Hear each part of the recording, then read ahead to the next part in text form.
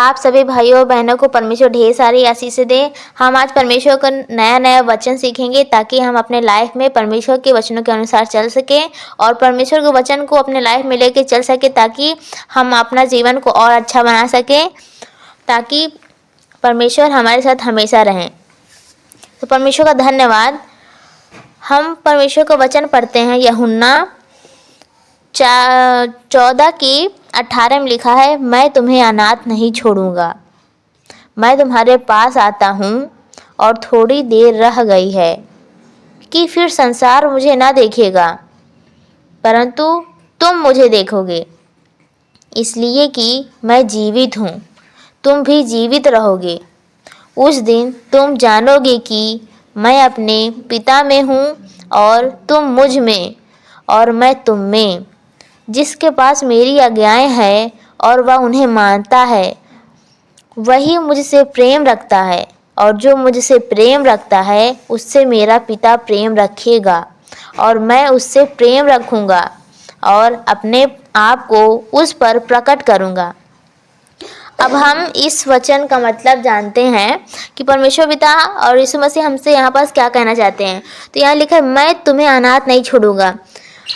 एक संसारिक मनुष्य भले शायद आपको अनाथ छोड़ दे, लेकिन वो परमेश्वर जिसने आपको बनाया है, जिसने आपके शरीर के एक एक अंग, एक एक रोए रोए को बनाया है, वो कभी आपको अनाथ नहीं छोड़ता है। और मैं तुम्हें अनाथ नहीं छोड़ूंगा, मैं तुम्हारे पास आता हूँ। परमेश्वर अपने बच्चों के अंग और संग हमेशा रहते हैं। और थोड़ी देर रह गई है कि फिर संसार मुझे ना देखेगा, परंतु तुम मुझे देखोगे। जो परमेश्वर की विनती प्रार्थना करते हैं, जो परमेश्वर को मानते हैं, जो परमेश्वर से प्रार्थना करते हैं, वो परमेश्वर को देखते हैं। संसार का हर मनुष्य परमेश्वर को नहीं जानता, ना देखता है। परमेश्वर को वही जानता है, वही देखता है जो परमेश्वर को बेटी बेटा है, जो परमेश्वर से प्रार्थना करता है। और यहाँ लिखा है, परंतु तुम मुझे देखोगे इसलिए कि मैं जीवित हूँ। हमारा पिता क्या है? जीवित है। मतलब इससे क्या पता चलता है, जब हम परमेश्वर से कोई भी विनती प्रार्थना करते हैं, हम कुछ मांगते हैं, तो हमारा परमेश्वर हमको देता है। इसका मतलब क्या है? हमारा पिता सत्य का है, हमारा पिता जीवित है। तो परमेश्वर ने कहा है, इसलिए कि मैं जीवित हूँ और तुम भी जीवित रहोगे। परमेश्वर जीवित है और परमेश्वर अपने बच्चों को भी जीवन दान देता है। वो परमेश्वर के बच्चे भी जीवित रहते हैं।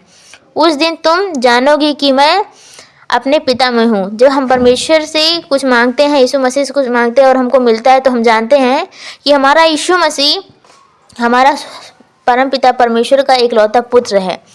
और तुम मुझ में, और यीशु मसीह अपने पिता में और हम यीशु मसीह में हैं।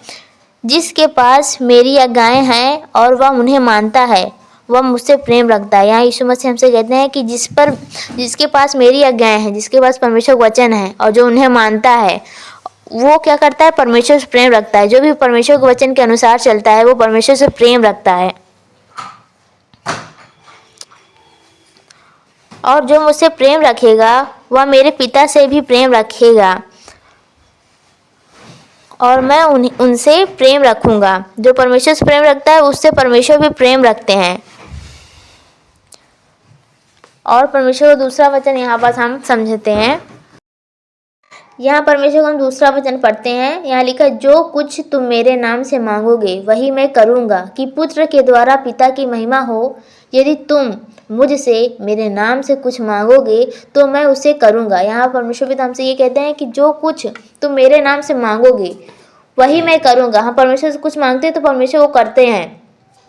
और यहाँ लिखा है कि पुत्र के द्वारा पिता की महिमा हो। हम यीशु मसीह से कुछ मांगते हैं तो हमको वो मिलता है, तो पुत्र के द्वारा, यीशु मसीह के द्वारा हमारे पिता परमेश्वर की क्या होती है? महिमा होती है। यदि तुम मुझसे मेरे नाम से कुछ मांगोगे, जब हम परमेश्वर पिता यीशु मसीह के नाम से कुछ मांगते हैं तो वो हमें मिलता है, तो मैं उसे करूँगा। यहाँ लिखा है कि मैं उसे करूँगा। अगर तुम यीशु मसीह के नाम से कुछ मांगोगे तो परमेश्वर उसे करेगा। अगर हम कोई भी चीज़ लेट मिल रहा है तो हमको क्या रखना, उसमें धीरज, क्योंकि परमेश्वर के वचन में ये भी लिखा है कि अगर तुमने परमेश्वर से कुछ मांगा है तो उसको प्रतीत ही कर लो कि तुम्हें मिल गया और वो तुम्हारे लिए हो जाएगा। तो परमेश्वर का धन्यवाद। परमेश्वर का और आगे वचन पढ़ते हैं। यहाँ परमेश्वर का वचन लिखा है, भोर को हमें अपनी करुणा से तृप्त कर कि हम जीवन भर जय जयकार और आनंद करते रहें। हमें सुबह उठ के परमेश्वर पिता से प्रार्थना करना चाहिए कि हे पिता परमेश्वर, भोर को हमें अपनी करुणा से क्या कर तृप्त कर कि हम जीवन भर जय जयकार और आनंद करते रहें। तो हमको परमेश्वर से प्रार्थना करना है और परमेश्वर आप सभी को इसी वचनों के साथ ढेर सारी आशीष दे। धन्यवाद।